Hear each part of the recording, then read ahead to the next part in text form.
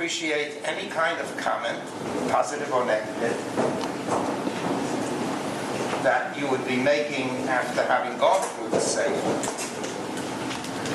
But let's first have a scanning of what the classical presentation of the sugya of Bein Hashmoshes is like. For some of you, Talmidei Chachamim here, this isn't necessary. But it's always good to hear a review from someone else's perspective of a very well-known topic.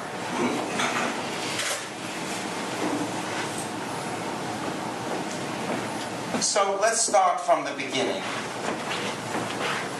The twilight appears to us down here on earth 2 times in 24 hours. Before the sun rises and after the sun sets. Before the sun rises, well before it's appearing above the horizon, you have the beginning of light appearing on the eastern horizon. And the intensity of that light increases as time goes on. And after an hour, a bit more than an hour, the sun begins to peek out from the eastern horizon and then follows its course. This is a beautiful location for sunrise and sunset. Sunrise is there, and during the day, sets there. Before sunrise, we have the twilight. Increasing light, sort of heralding the appearance of the sun.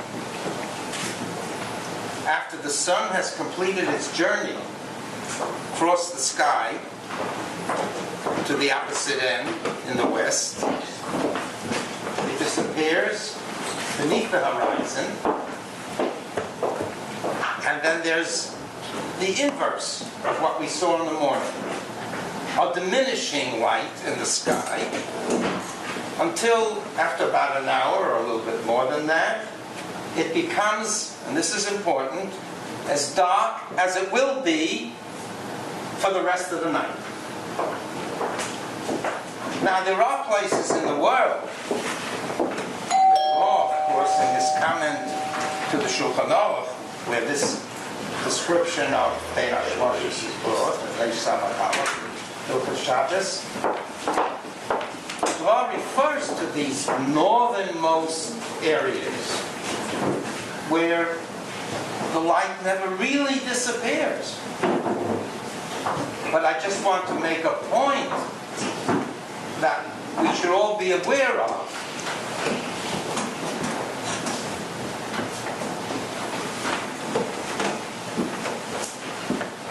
While the light in the sky will not disappear in these northern reaches of the world, it will reach a point of the disappearance of light that will be maintained for the rest of the night. And maybe the sun will rise very quickly an hour or two later again. But if a sun rises and sets, appears above the horizon, disappears beneath the horizon, and completes the cycle in the sky above us, then there's Yom, Laila, and we should have no problem with Bein Hashmoshes there. Although the sky is still somewhat, maybe even light enough to read a newspaper out in the street. I think someone told me that in London in the summertime, you can actually read a newspaper outdoors well after the sun has disappeared under the western horizon. our son-in-law, be well. And I thank him at this moment for giving me this opportunity of meeting with this community on this occasion.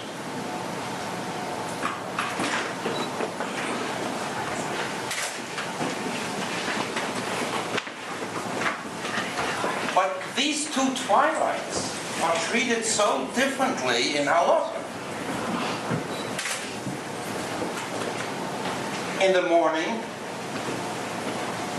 with the first appearance of dawn, the first beginnings of light in the eastern horizon,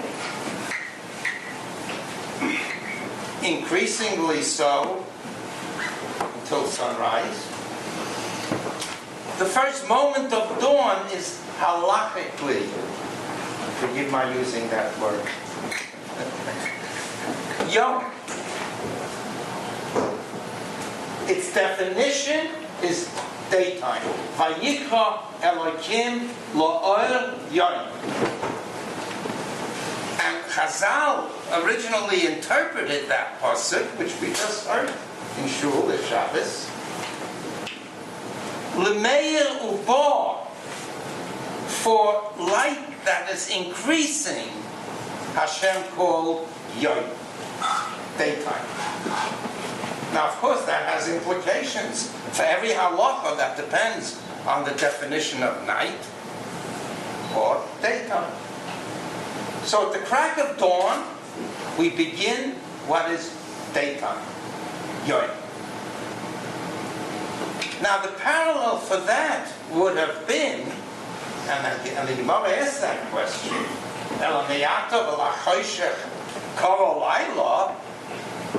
you should say, for the decreasing light, it's Laila. That means the moment the sun sets under the horizon and the light begins to diminish in the sky, call that Laila. But that's not true. That parallel for the night in the opposite direction doesn't hold. Because Kaimalon, I'd say Sakrechavim is Yom, and after that, it's Laila. Not before. And why does it say Sakrechavim? Well, we'll talk about that in a while. But that means there's an interval of time after sunset, with light diminishing, and even if you see some koichavim, they will be defined as koichavim gedolim, too big to be, their magnitude is too great, their intensity of light, to be considered, say, koichavim. They have to be veinim. So there's an interval of time after sunset with light diminishing in the sky where it's still daytime. Well, that doesn't parallel what we have in the morning. So the Gemara drops the idea of Vayikra Elokim Lo'or Yom to be L'meir ubo. But the fact is that halacha remains that way. Meir ubo, increasing light with the first bit of light on the eastern horizon is Yom. Then, where does Seis HaKochavim come in? And the answer is it doesn't come from the Chumash. It comes from Tanakh. From where many halachas come. When the Jews go back from Bavel to rebuild Beis HaMikdash and to reconstitute the Jewish community in Eretz Yisrael, in the Holy Land, at the end of 70 years of Golos in Bavel. The work is described as being done from Alois HaShachar till Seis HaKoichavim, and the pasuk goes on to say, "V'hoya lanu hayoim melacha, v'halayla l'mishma." And there you have, in passing, a definition of Yom and Laila. Yom starts with the crack of dawn, the beginning of light, and it's increasing in the eastern horizon. Day ends and night begins with Seis HaKoichavim. And now Seis HaKoichavim has to be defined. And so the Gemara defines it. Well, Koichavim is plural. Normally you would say Yid Rabbi Mishtayim. So two Koichavim. We also have to define which Koichavim. So the Gemara rules out the Koichavim of great magnitude, intense light, comparatively speaking, like Koichavim Doilim Anirim B'Yoyim, v'loi Koichavim K'tanim Anirim B'Layla. That means the faint stars which only come out in the intense darkness of the sky. Ela Koichavim Beinim. Now, one thing is sure. The way people's eyes communicated to them the appearance of the sky, daytime, nighttime, thousands of years ago, is no worse than it is today. Scientific increase of knowledge may be the fact that we live in today. But what the eyes see, the same eyes. What Chazal saw and described is a perfect description that the most profound of scientists could tell you with his eyes. No better. So what are Koichavim K'tanim and what are Doilim and what are Beinanim? It seems like there are three classes of stars. Dim ones, bright ones, in between. K'tanim, Gedolim, Beinanim. And they appear in the sky in that inverse order. Gedolim first, Beinanim then, and then even the K'tanim can be seen with the absolute blackness of the sky as the background. I asked my son-in-law to tell me nowadays how many different categories of stars are seen with the naked eye. So he, from this computer, came back. I thought it was much more, from my memory. 6. There are 6 categories of intensity of light coming from stars nowadays that the human eye can detect. Very bright. I saw, what did I see? I saw Venus. In broad daylight, in Miami, in a clear sky, in the afternoon, well before sunset.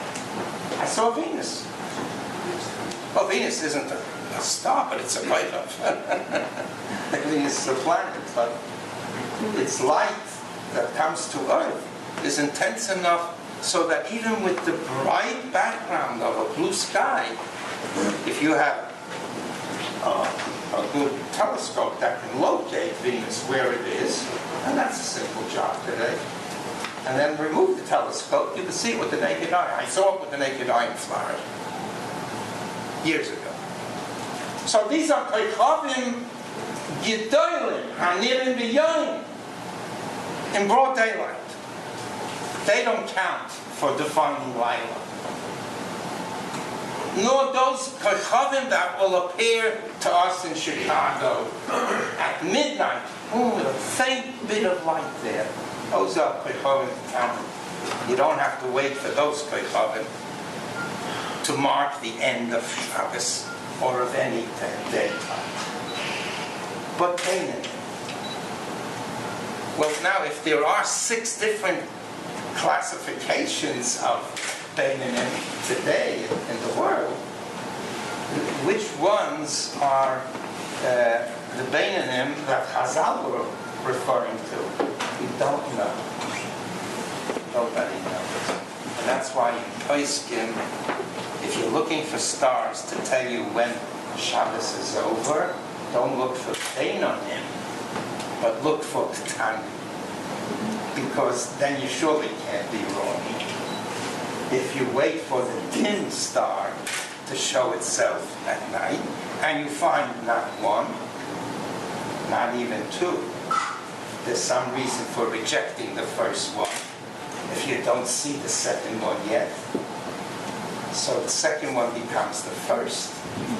And then the third one makes Kochovim Beinanim, 3 Shloisha Kochovim Beinanim, which is end of the day, beginning of night. That's Tzeis HaKochovim. That's classical Talmudic interpretation of the end of the Bein Hashmashos. Now Rabbeinu Tam just made one comment to bridge this Gemara with another Gemara. And that comment was, well, if the end of the Bein Hashmashos is Tzeis HaKochovim, and the Gemara in Shabbos says, what is the duration in time for the whole Bein Hashmashos, from beginning to end? Now, mind you, the language is very important here. The Gemara says, Misha Tishka Hachama, Misha Tishka Hachama. Don't say Mishkia Sachama, because that won't be the Gemara's word. But it's the same root. Shin, Kuf, Haya. Misha Tishka Hachama. Kol Zman She Pnei Mizrach Madim. Pnei Mizrach, for some strange reason, is really high. If you want to understand it in a very simple way, it's very simple. Just imagine that you're where the sun is.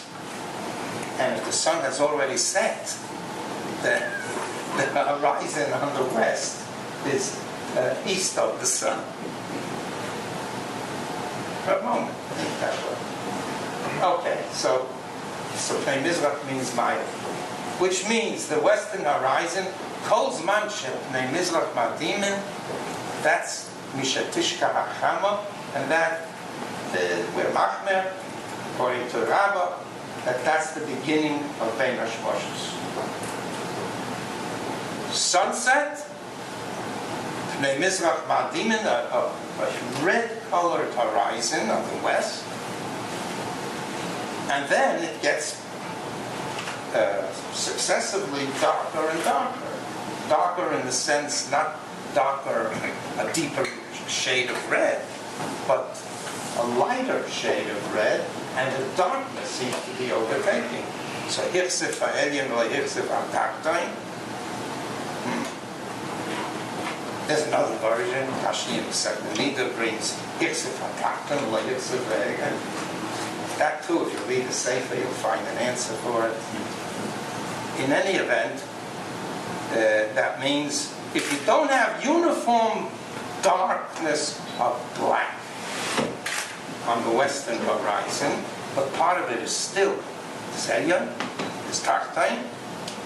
I'm pointing in those directions. Elyon, Taktain. That's where the west is. The west is there. Then it's still Bein Hashmashos. If it's Hirsif Elyon v'Hishvel Taktain, now everything is completely dark, black. The redness is gone. That's lilac. But that has to match Tzeis HaKochovim, which is lilac. So it does. It's the same thing. That means the Kochovim, which you'll see then, are the Beinanim. That's classic Talmudic presentation of Bein Hashmashos. When is Bein Hashmashos? Misha Tishka Achama. What's Misha Tishka Achama? Sunset. How long does it last? Until the redness in the western horizon is completely gone and it's dark. It's black. Okay? Now the Gemara wants to know how to measure it on time. Does the Gemara measure time? Of course it does. We have little devices that will measure time for us. In the Gemara, they measure time Kidei Hiluch Mil, Kidei Hiluch Chatzi Mil, Kidei Hiluch Arba Mil. The time that it takes an average person to walk, 3 mil, 4 mil, a mil is 2,000 amma. There are all kinds of estimates on what the Hiluch Mil is. They range from 18 minutes, which seems to have found its way in Shulchan Aruch, stomachs, to 24 minutes, and in between, 20 and a half minutes. 3 shittas on how to learn a piece of Gemara that render those 3 evaluations of a hiluch of a mil. 18 minutes, 20 and a half minutes, in Shulchan Aruch, or 24 minutes. In Shulchan Aruch, it seems to follow interpretation of the Gemara, which renders those 3 possibilities. 18 minutes. Hilchos Chometz Matzah. And in the Gemara, what we just said is just Rabbi's opinion. Rabbi Yotzef's opinion is Bein HaShmoshes doesn't really start with Misha Tishka Achama, calls Manshuk Bnei Mizrach Madim, and that's young. That means sunset after that is not yet light. It's only after Hitzit, with the darkening of the western horizon begins, that you start Bein HaShmoshes. But that's not the halacha. The Gemara says in Shabbos we have to be machmer, and we pass them like Rabbi. So for all purposes, Misha Tishka Achama, remember that word, not Mishkias Achama, Misha Tishka Achama. What's the same word? Well, for a while it'll be the same word. Misha Tishka Achama. You know how to say it in English? It could have said Mishkias Achama. Why did it? In English, the proper translation of Misha Tishka Achama would be after the sun will have set. We call that perfect tense, future perfect. You know a little grammar? I don't know much grammar, but I learned enough grammar. I took German once in school. The teacher was a stickler for German grammar, which is crazy. And I learned that there's a tense, and in English it appears too. Past, future, future perfect, past perfect. If you examine the word Mishe Tishka, Mishe, following, after. Tishka, that's a future tense. Feminine. Oskama is feminine. So it's the proper translation of that. If you want to be a stickler for exact, perfect, if you pardon the pun, translation, it's a future perfect. It's after the sun will have set. Now, of course, you could have said it, Chazal could have said it in a different way. They could have said, Mishkias Achama, but they didn't. Anyway, it's ignored in the classic presentation of Bein HaShmoshes. So, classically, when does Bein HaShmoshes begin? Misha Tishka Achama, until it'll be Hiksef ha'elyon v'hishpel ha'tachton, or in another version, it's Rashi's version in the Sarkanida, Hiksef ha'tachton v'hishpel ha'elyon.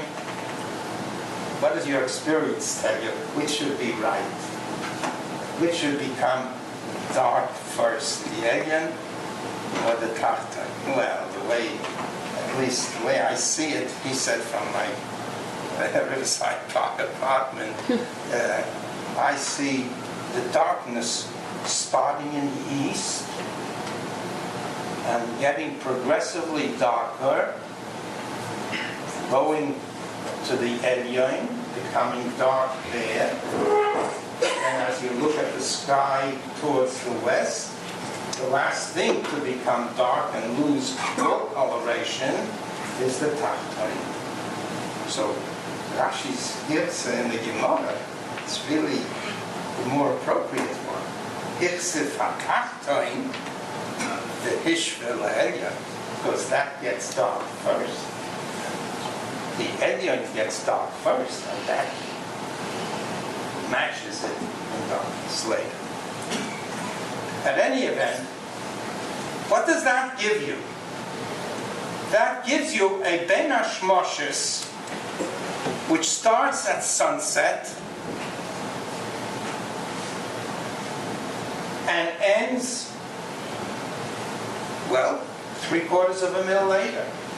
If a mil is even 24 minutes, one whole mil, 3/4 of that will be 18 minutes. But if the whole mil is 18 minutes, 3/4 of that doesn't even come to 18 minutes. It's 3/4 of 18. 4 into 54 would be, I don't know, 13 or something. Oh, what a quick way of ending Shabbos.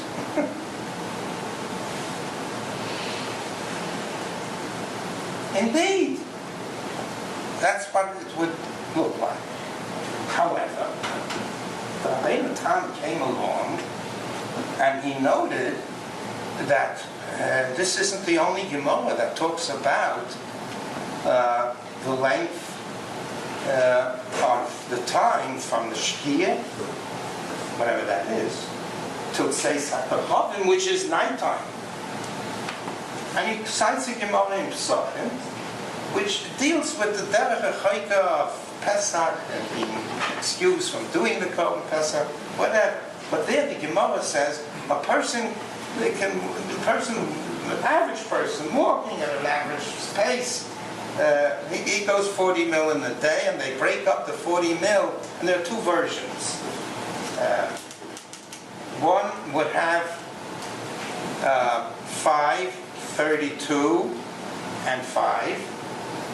5 being the time that it takes, 5 mil, the time that it takes for the sun to break out of the eastern horizon and show itself above the horizon. And then the 32, the time that the sun would take to go from east to west. And then another 5 to break through the Rakia so that it can retrace its flight back to the east above the Rakia.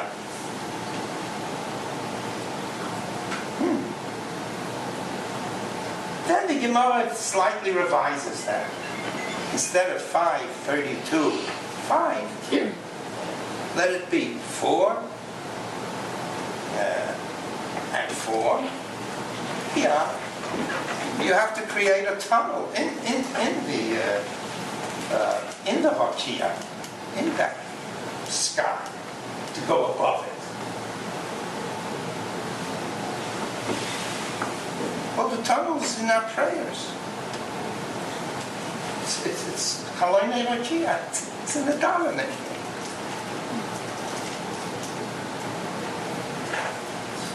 Well, HaPesach, the Holy also is shouting is Uvoikeya Haloinei Rakia.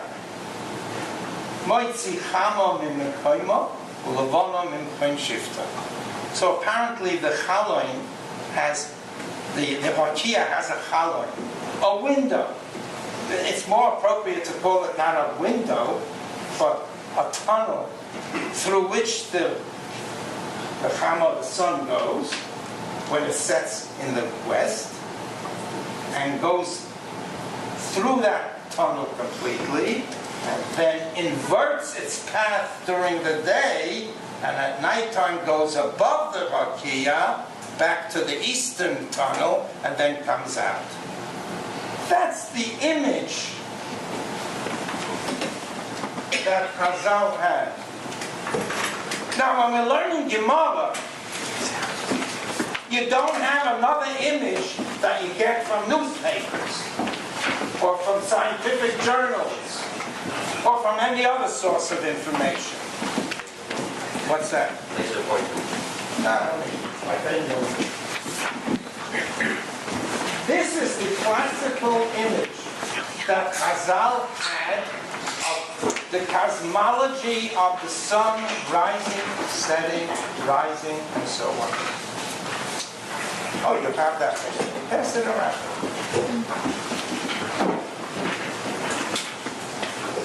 Yeah. I said nothing about that. I don't see why this moves around there. I just drew it that way. But this isn't drawn to scale either.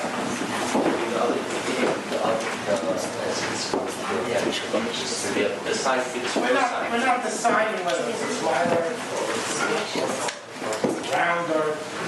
That's irrelevant. What is important is that if you follow the sun in its path across the sky, and you see it setting behind the houses, hey, wait a while, those houses are in my way. I'll get up on a tree. Oh, now I see the sun setting. Oh, now I see the horizon. Oh, well, that's not going to stop me. I'll just go and follow my nose to see where the sun is setting. Well, if I was an Eretz Yisrael, I'm going to go all over Europe and come to Spain and come to Portugal. I can't go any further. Even my ships, all my ships would do is hug the earth. And not go too far there. It took a long time, long time before they discovered the New World.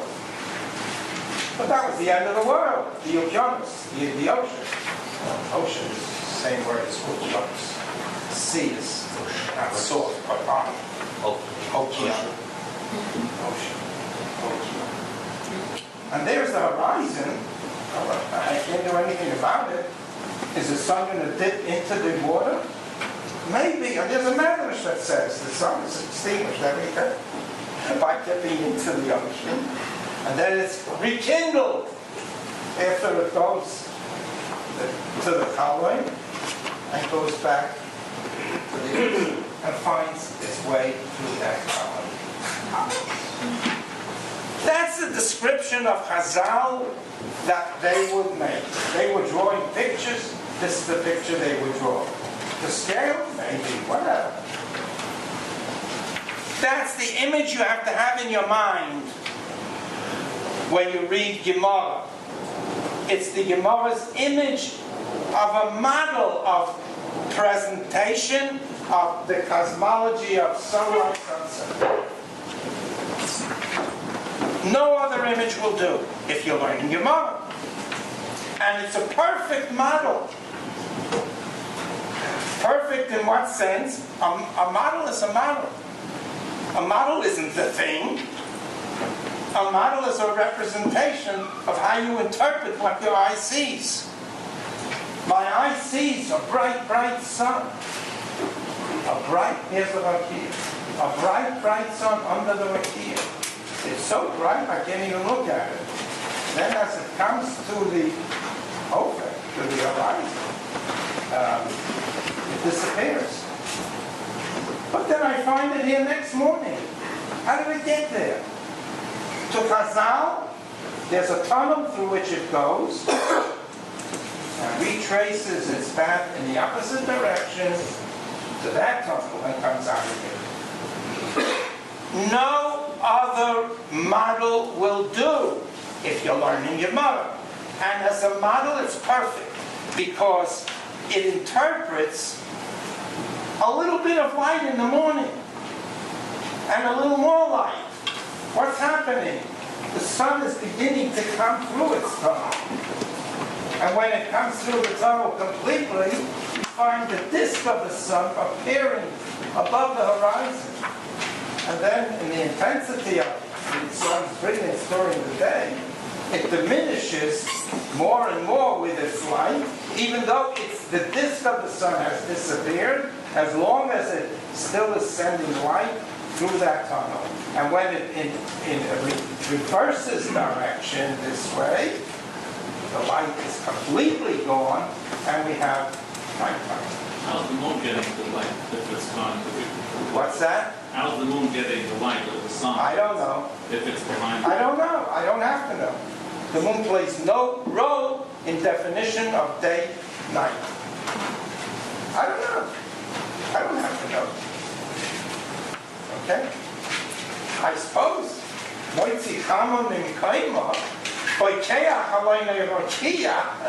the way, at the end of the Sefer, you'll find the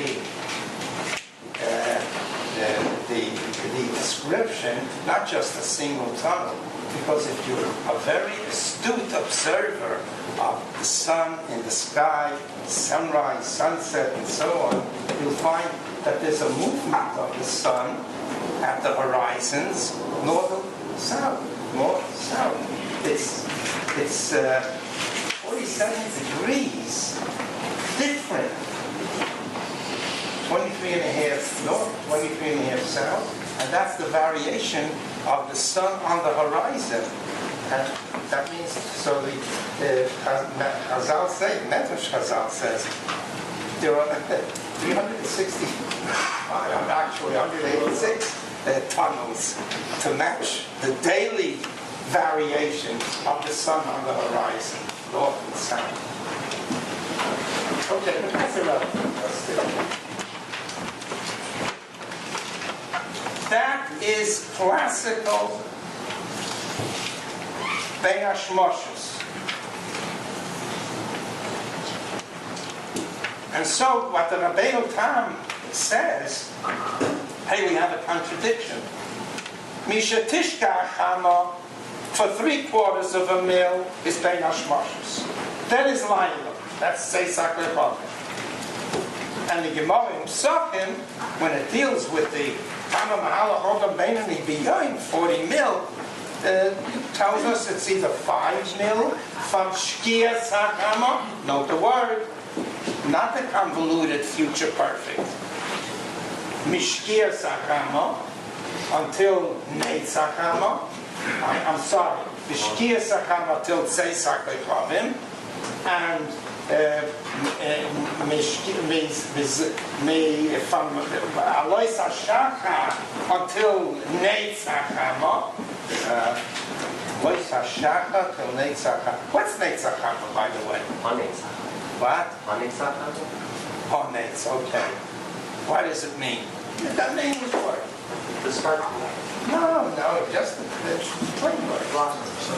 Sunrise. Sunrise. Oh, sometimes I see a fella with his watch. He looked at the newspaper before he went to shul, and he saw the moment of sunrise. And he wants to get to Bar Yisrael at that moment.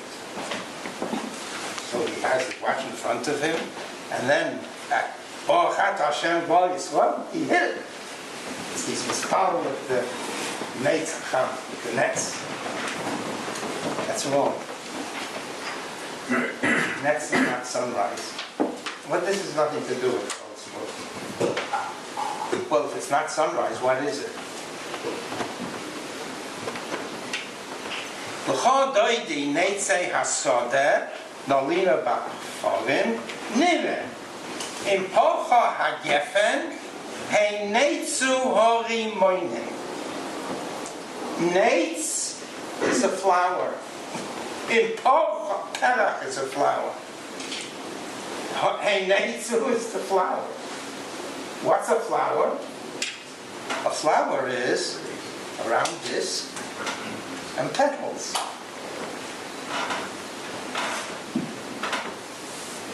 That's a flower. Oh, perach. If you want to describe a perach, he's an Israeli. What's a perach? A flower. How do you describe a flower? The middle of the flower, and then petals coming this way. So, Enetzu HaRimonim, the flowering of the Rimonim, that would mean what? That Netz means, Netz HaChama means, the disk of the sun is above the horizon, and at the early part of the morning, you see rays of light coming out like petals. So, Netz HaChama is not a moment, which is sunrise. Sunrise is, what's the definition of sunrise? The appearance of the upper disk of the sun coming out of the horizon. You don't see a flower yet. So you shouldn't be so nervous about davening with the nates. Because davening with the nates means, well, it'll take 2 minutes on the average for the sun's disk to move from under the horizon to above it. Draw any line in the sky, and the sun's passing, it'll take, on the average, 2 minutes. It's a very simple calculation, because the sun's disk occupies in the sky half a degree.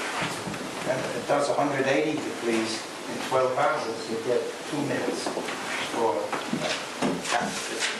Did I get something up there? Huh? Please repeat that. Later, it's not important for now. So if you want to daven with the nates, don't be nervous about davening it the same Gal Yisrael at the moment of sunrise that's in your Chicago Times or whatever it is newspaper that you look up sunrise. So sunrise is not the nates or the flowering of the sun. The flowering of the sun is more than 2 minutes. You got to give 2 minutes for the disk to come completely above the horizon, and then a bit more for the flowers to have petals, for the sun to have its rays. And It's not going to be nervous with it. what? 2 minutes later.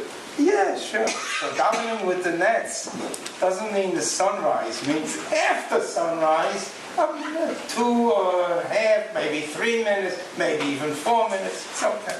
It's also the You have to nets. see the bottom petals too. What's You that? have to see the bottom petals. I imagine so, because if you want to describe a flower properly, so the central part, that's the body, and then the petals coming all around, 360 degrees around. So you want that. So it's at least 3 minutes, maybe more. Watch sunrise for a while, and you'll see that that's what the Hanetz HaChama is. At any event, let's get back to this. So Rabbeinu Tam says, here we have a strange contradiction. Mishatishka HaChama, only 3/4 of a mil is Ben Hashmoshes, and if that means sunset, you have just if you 3/4 of, even 24 would only give you 18 minutes. But the Gemara there says it takes 5 mil or at least 4 mil to go from Shkias HaChama till Tzeisak Nechot. Well, to Shkias HaChama from Tzeisak Nechot, 5 mil or 4 mil even. How does that match up with 3/4 of it? So Rabbeinu Tam says, observe the difference in language. Don't translate Misha Tishka HaChama as if it would say Mishkias HaChama. It's a future perfect tense of English. Then how do you translate it in English? After the sun will have set. So there are 2 shkiyas. That's, whatever I say about 2 shkiyas, you should know is temporary. But that's how it's interpreted classically. The Rabbeinu Tam has two shkiyas. The first shkiya is what your eyes see. What your eyes see is the sun's disk disappearing under the western horizon. Where's the second shkiya? The second shkiya is what the Gemara in Shabbos is talking about. That's after the sun will have gone through the tunnel on its way to go over the Rakia back to the eastern tunnel. And that second shkiya is Mishet Tishka Hakam. Oh. So that's a strange thing. So after sunset, it's Vadayon. The sun hasn't gone away from the earth. We see a lot of light coming in. It has to come from the sun. It's only after Mishetishka Acham, the second shkiya, when it exits the tunnel. That's the second shkiya. That's when it will be going back in the opposite direction. And it's this that the Gemara is referring to when it says 3/4 of a mil.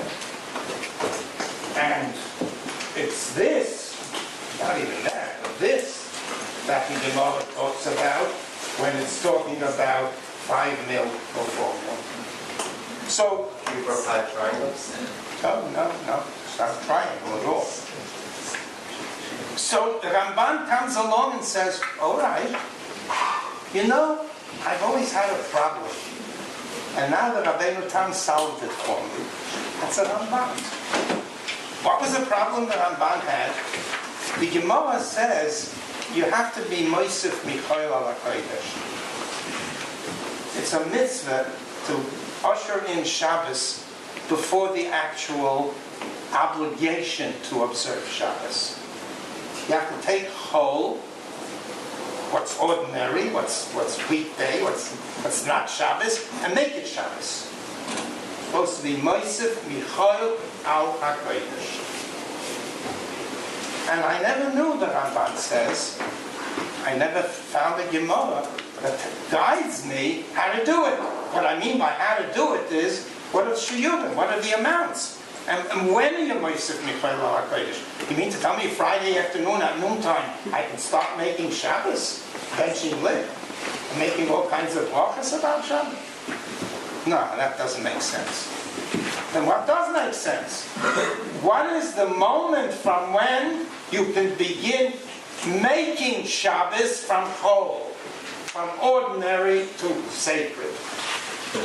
So he says, with this Rabbeinu Tam, I have a way how to do it.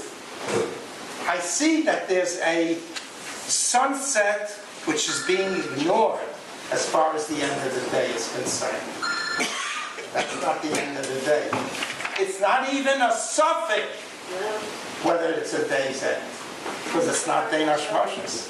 I have to go to the second shkif to begin my suffix, my doubtful ending of the day. And that takes 3¼ mil.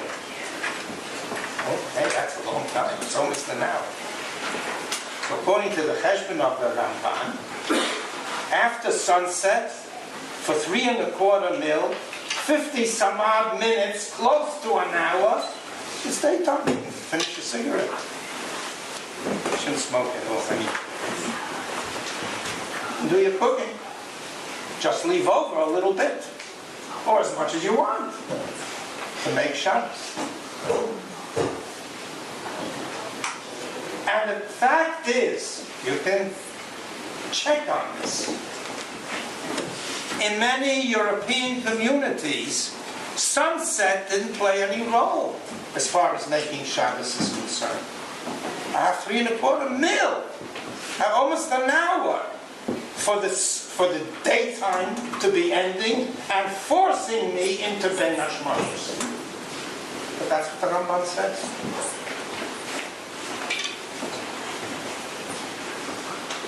What were Jews doing? Jews, generally speaking, didn't abide by it. Now the Shulchan Aruch brings the Gemara the way it is in Shabbos, which would admit the Ramban into the Halom. And most Jews, after the sun disappears, would have made Shabbos already. When? The French time. 18 minutes or so before the sun sets. Which sunset? Huh? Which sunset? The early sunset. The sunset, but in English means sunset. It's asked which shkia. But don't ask which sunset. Sunset is English and it has only one meaning. The first shkia, Yidden did malach. And I think there are truths in some sefer with the Bris Milah that show that. But that is how the Rabbeinu Tam, he just was found as a convenient tool by the Ramban to create these two times. One shkia, the first shkia, the second shkia. But the essential thing was said by the Rabbeinu Tam. Misha Tishka is the second shkia. And that's 18 minutes for a 24-minute meal, or less than that, 13 and something minutes for an 18-minute meal. And that's the 3/4 of a meal. That's Bein HaShmoshes. The Gemara that says Tzeisak Rechovim is 5 mil. They're not talking about that. Or 4 mil. They're not talking about the Tzeisak Rechovim, the first shkia. They're talking about the second shkia. That's classical Chazal. In fact, if you go around Jewish communities throughout the world, you'll see Yidden letting out Shabbos much earlier than the 4 mil after sunset. Much earlier. I'm sure in Chicago you have a group that publishes the end of Shabbos. It's probably like 3/4 of an hour after sunset. Sunset English. Now, that's not inconsistent with propriety. I lived in Bnei Brak for about a year. I was on sabbatical. I davened in a shul which was called the Chazaynish Shul. It was a shul that was built by a Yid called Leverman, and the Chazaynish used to daven there in his lifetime. In Eretz Yisrael. They used to daven Ma'ariv 45 minutes or so after sunset. Remember, when I say sunset, there's only one meaning. And as soon as they said Baruch Hu, the Yingalach used to jump on the tables and put on the lights all over the place. And I asked someone, where did that come from? So they told me somebody used to observe the Chazaynish Masoi Shabbos. He used to walk outside, twilight time, and it was after Mincha, after Shalosh Shudas, and he used to look up in the sky, I imagine, and after a while he would say, "We can daven a Ma'ariv. You can daven Ma'ariv." Okay. So there was an enterprising fellow who said, "Hey, let's watch the next shows and the next shows." He took a watch with him. And he saw that somewhere between 42 and 45 minutes, the Chazanish was consistent. So that became the standard in that shul. What happened with the Rabbeinu Tam? With the second shkia? This is well before the second shkia. What happened with it? So now I'm talking about not what the Chicago Board of whatever, CRC it's called, what they published to be the end of Shabbos. I'm talking about the Chazonish and the Bnei Brak. He didn't follow the Bnei Brak, it seems. when he let out Shabbos. That a problem? For me, it's a problem. For me, it's a serious problem. So, the answer is, that you'll get in the Lomdische world, the Rabbeinu Tam wasn't alone in this problem. A few hundred years after the Rabbeinu Tam, in Mitzrayim, in Egypt, there was a scholar here, Maran al-Shakar, Moshe al-Shakar, who wrote a tshuva. You can find it in his collected tshuvas, where he cites the opinion of Geonim. Now, Geonim would be predecessors to the Rabbeinu Tam by a couple of centuries. And their opinion was, there's only one Shkia, and there's only one Shkia, the sun doesn't take this path over the Shkia, it just goes underneath the earth. And that machlokes between Chachmei Yisrael and Chachmei U'Masaron is brought in the Gemara. And the Gemara says, in the end, Chachmei Yisrael had to admit that the evidence seems to be pointing in the favor of Chachmei U'Masaron. So the Maran al-Shak explained, the whole Rabbeinu Tam is based on the accepted opinion of Chazal that there's a second Shkia after it goes through this Kalon. But that cosmology was faulty. And U'Masaron said, and Chazal confirmed it afterwards with evidence, that this is the path that the sun takes at night until it reaches the horizon here, the Opus. And he uses the word Opus. And so the whole premise of the Rabbeinu Tam is wrong, says Maran al-Shakar. And that's the basis of deciding to ignore the second Shkia. There's only one Shkia, and if the Gemara says 18 minutes is a mil and 3/4 of a mil is the end of the Bein HaShmoshes, it means you can let out Shabbos so much earlier. But we don't. Why? We don't know. We don't. But to do it 45 minutes or anything short of the 72 minutes would not be following the opinion of the Rabbeinu Tam, but the opinion of the Geonim. And he quotes from the Geonim. So now we no longer have the Rabbeinu Tam alone. He's no longer an isolated opinion about how to look at the shkias of the Gemara. And Misha Tishka HaChama is no different than Mishkias HaChama. And that's the explanation. Of course, it doesn't explain why we wait 45 minutes. We should wait much less.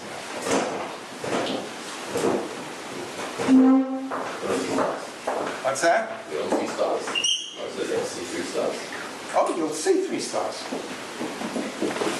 You'll see 3 So stars. how does that opinion explain the difference between the 3/4 of a mil and the 4 to 5 mil? Between The March house and the stuff. Oh, that's a pasha to answer. That answer, the Gemara gives. The Gemara said, where does it say that?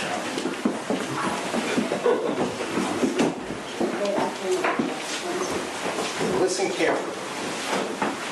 If you have any questions till now, I'll deal with the question. Can I answer your question? Yeah. 22 and a half. Correct. Okay. So what do I want with my say? Now listen carefully. I won't say things to rock it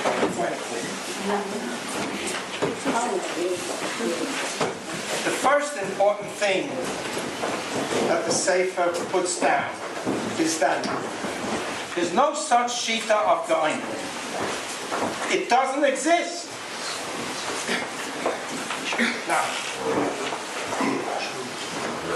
non-existence, if you're a logician, is always a difficult thing to prove. But the burden of proof is not on the existence of going, on the non-existence, I should say. The burden of proof is on, show me the Goyim who disagree with the Rabbeinu Tam. The Maram Shaka quotes them. He doesn't quote them and then it's a fight. He quotes enough of it for us to read and say, so what? I challenge anybody here. Pick up a Tshuva of the Maram Shaka. You can get it. It's available. Sadik Vav in this collection of Tshuvas. And read the quote from the so-called Goyim that says, that opposes the problem, a stem of 2 Gemaras, Mishatishka Achama is 3/4 of a mil. Mishkias Achama, it's 4 or 5 mil. They don't mention that at all. In other words, the prompt of the question in the contradiction is not there. And the amount of the quote from the Goyim says nothing whatsoever that would contradict what the Rabbeinu Tam says.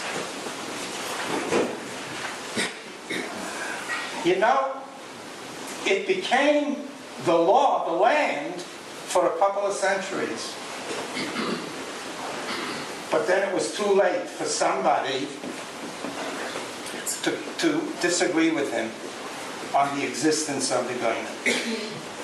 And if you want to find it, there's a tshuva from Rabbi Faraji, who was born, I think, about 75 or 100 years after the Maram Shaka, who says there are no such Goyim. His tshuvas were published in Yerushalayim about 10 years ago. I have it from the database of the tshuvas. I have a brief thought. If you want to see it, I'll show it. This Rabbi Yankiv Faraji wrote this tshuva, never published it. And he never published it until he had a cholon. He should make it known. And I don't think he made, in his lifetime, I don't think he ever made it known in a real public way. But apparently he had passed it on to enough Talmidei Chachamim so that it existed. 10 years ago, it was published in a collection of his tshuvas. He says, the Peh Mole, there are no such sheet of Goyim.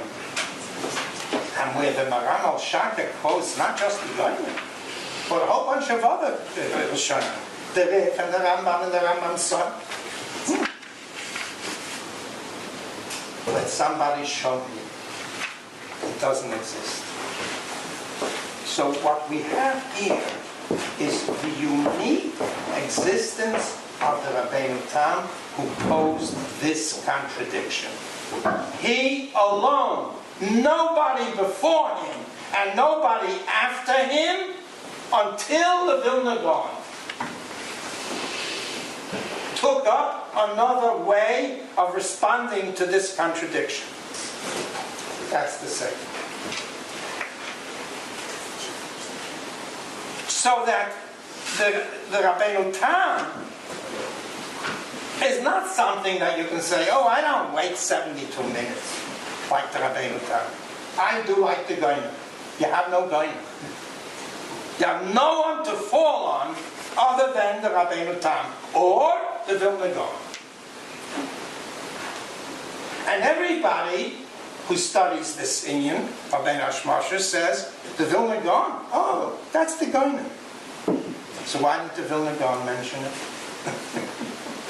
Why did the Vilna Gaon disagree with the Shulchan Aruch that brings the Rabbeinu Tam's calculation of 2 shkiyas Well, why didn't the Vilna Gaon say, oh, the Gaonim disagree? The beer lot called to Goin, or the Maram al Shakra, or the Goin. But the beer lot when he discusses the code about the Goin of Shita, he says that it's the name of the Goin.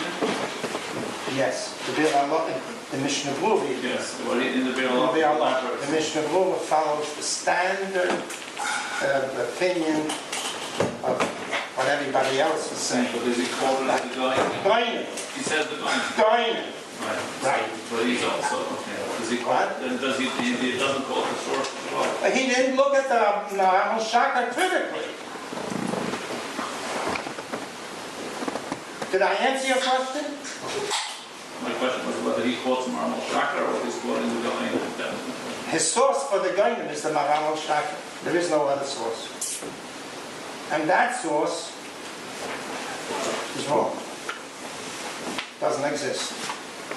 It exists in the Maram Shaka, but Rabbi Farashi accuses him of making things up, with all due respect. But something that's been in the vogue for almost 2 centuries, you can't just sweep it away. Now I know, or I shouldn't say I know, I can guess. Why is this Sefer the first one to point out? Well, it isn't the first one. Rabbi Farashi already said. But you know what he says? It's a little humorous. He said he never wanted to publish it because he sees nobody will listen to him. How does he see nobody will listen to him? Even my Rebbetzin doesn't listen to me.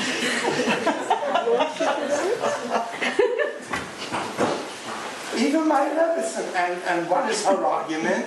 I will do what all Yidden do. So what did she do?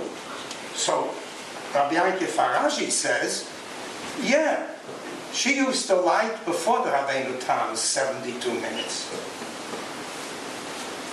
And what was her argument? I do what all Yidden do.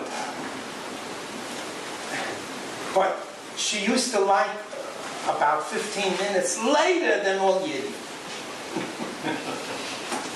And some of her shchenim would follow her.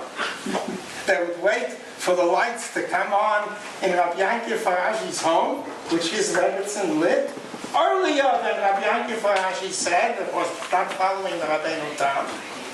So if she doesn't listen to me, who is? So he didn't publish. Then he had a call. But he should. So he did, and sometime he went. But do you know what? He never explained the Rabbeinu Tam, what Rabbeinu Tam said. All he did was to challenge the Maram al Shakra about the existence of the Gaonim. And if you can't demonstrate an opinion of Gaonim that exists, that we have in front of us, then they don't exist. Then nobody came before the Rabbeinu Tam. If they did, they didn't write it up, and we don't have it for posterity. So it's non-existent, the Shita of the Gaonim. No such Shita. The Gra, yeah. But in the Sefer I say, without explaining, that if the Gra and the Rabbeinu Tam were to be together in one place on Erev Shabbos, they would usher in the Shabbos at the same time, and they would let out the Shabbos at the same time. There would be no machlokes between them. But in Shulchan Aruch, the Gra and the Be'er HaGra says, no. Rabbeinu Tam is what the Shulchan Aruch is following, but you want to hear something strange? He not only says there are two shkiyas, he says there are 3. Read the Be'er HaGra. It's a difficult Be'er HaGra to unravel. I'm still not finished with it. But I still want to get to the Rabbeinu Tam. And I want to know what he said. Because it seems impossible that most Yidden let out Shabbos 45 minutes after sunset. Sunset is only what? 50 minutes after sunset, but not 72. So isn't this contrary to the Rabbeinu Tam? The answer is no. Well, then the burden now is on me to interpret the Rabbeinu Tam, so that common practice of all the shuls here, except the yeshivish shuls, the yeshivish bata midrash, they let out Shabbos 72 minutes. Is that correct? I think so. Some yeshivas, anyway. What's that? You don't.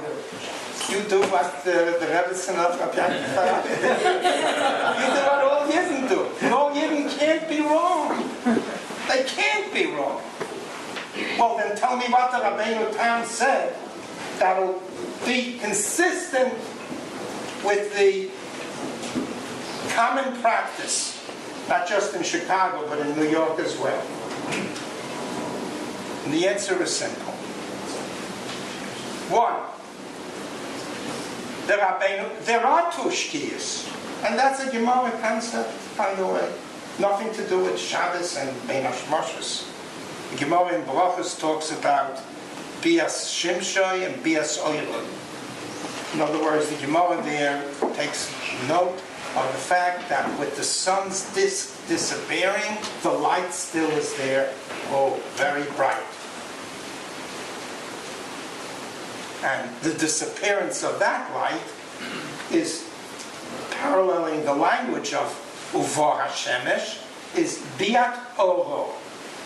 The oil sets. Okay? All right.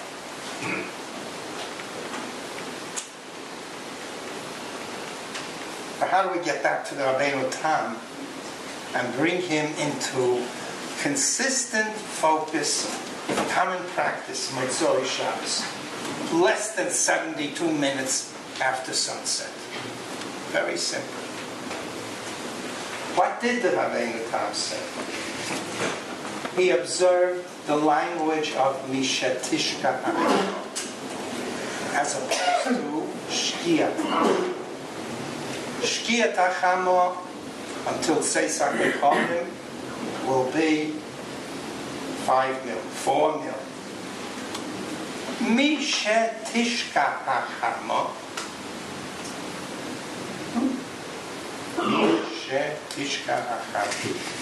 how are we going to translate that into English in a meaningful way? So I say, look at the word in Lashon Kodesh, grammatical reality. Shin Kufayim is the root. Tishka is a future tense. Tishka, it will be shoykeh.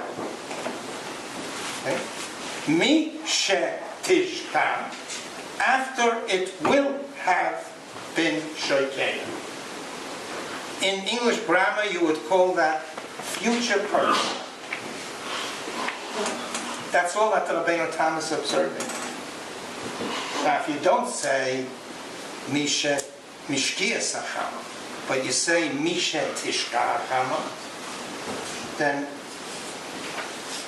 what is the moment that you're talking about? I didn't define it. I'll say it again in English. After the sun will have been shoykeh. When after? I didn't say. So that's all the Rabbeinu Tam is saying. Don't compare Mishkia Sachama 4 mil to Seisak Recholim to Mishet Tishka Achama. It's the same Shkia, the same sunset you're talking about. No different.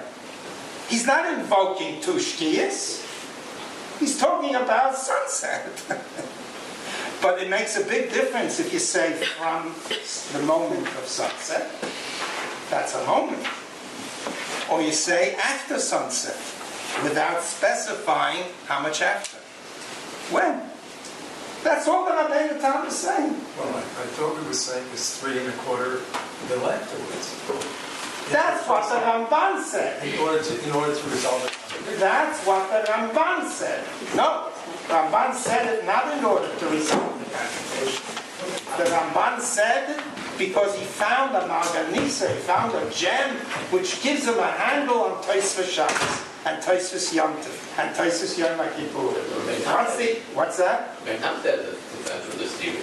No. He's trying to... It is. All he said is Mishet Tishka Hakama. That's interesting.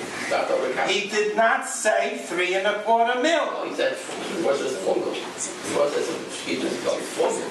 One soft. One Shabbos says 3/4. I say defense. That's here. No, but let's remember one thing.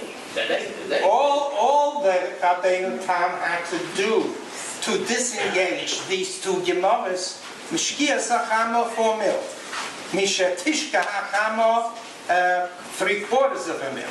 All he had to do to disengage this contradiction is to say, don't confuse Mishatishka Hachama with Shkia Sachama. Shkia Sachama is a moment. Excuse me, what we call sunset. Sunset. And once it's 4 mil later, seems to come. No. Yeah, but that would be like the glow. No. But all that Rabbeinu Tam is doing is saying, once we have seen that Mishatishka Hachama is not defining the opening moment of Bein Hashmoshes, it just says after.